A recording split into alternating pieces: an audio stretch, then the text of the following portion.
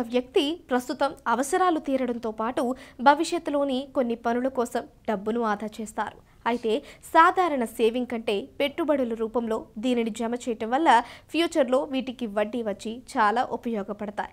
అలాగే ఇన్సూరెన్సుల రూపంలో ఇన్వెస్ట్మెంట్ చేస్తే రిటర్న్స్ రావడంతో పాటు కుటుంబానికి రక్షణగా ఉంటుంది. నేటి కాలంలో ఇన్సూరెన్స్ పై అవగాహన కలుగుతోంది. దీంతో రకరకాల పాలసీలు తీసుకుంటున్నారు. అయితే చాలా మందికి MWP చట్టం ఇన్సూరెన్స్ గురించి తెలియదు. మిగతా ఇన్సూరెన్సుల కంటే ఈ ఇన్సూరెన్స్ ద్వారా అధిక ఆదాయం పొందుతారు. అంతేకాకుండా ఒక కుటుంబానికి నిజమైన రక్షణ ఈ పాలసీనే ఉంటుందని నిపుణులు చెబుతున్నారు. మరి దీని గురించి ఇప్పుడు తెలుసుకుందాం. ఇన్సూరెన్స్ ఉన్నదన్న విషయం చాలా మందికే తెలుసు. దీని గురించి తెలుసుకోవాలి అంటే ముందు ఒక అవగాహన రావాలి.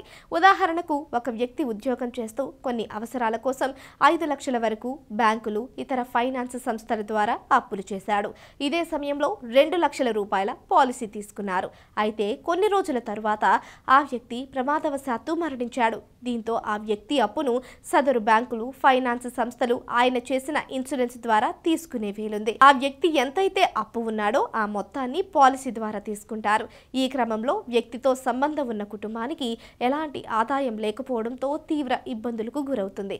అంటే వ్యక్తి ఇన్సూరెన్స్ మొత్తం అప్పులకే వెళుతుంది. కానీ MWP ద్వారా ఇన్సూరెన్స్ తీసుకుంటే అలా జరగదు. ముందుగానే దీని ద్వారా ఇన్సూరెన్స్ తీసుకున్నారనుకోండి, పై పరిస్థితి ఏర్పడినప్పుడు ఇన్సూరెన్స్ డబ్బులు మొత్తం చెల్లించడానికి ఆ వ్యక్తికి సంబంధించిన భార్య పిల్లలకు మొదటి ప్రాధాన్యం ఇస్తారు. ఈ ఇన్సూరెన్స్ మొత్తం వారికి చెల్లించిన తర్వాత వారు ఏ విధంగా ఉపయోగించుకోవచ్చు? కానీ వ్యక్తి చేసిన అప్పులను పరిగణలోకి తీసుకోండి. అయితే ఈ ఇన్సూరెన్స్ తీసుకునే ముందు కొన్ని జాగ్రత్తలు తీసుకోవాలి. MWP ఇన్సూరెన్స్ మహిళల ఆస్తి చట్టం కింద తీసుకోవాల్సి ఉంటుంది. దీంతో ఈ మొత్తం భార్య లేదా పిల్లలకు మాత్రమే వర్తిస్తుంది. సాధారణ ఉద్యోగుల నుంచి వ్యాపారులు సైతం ఈ పాలసీని తీసుకోవచ్చు. కానీ ఒక్కసారి పాలసీ తీసుకున్న తర్వాత ఎటువంటి మార్పులు ఉండవు.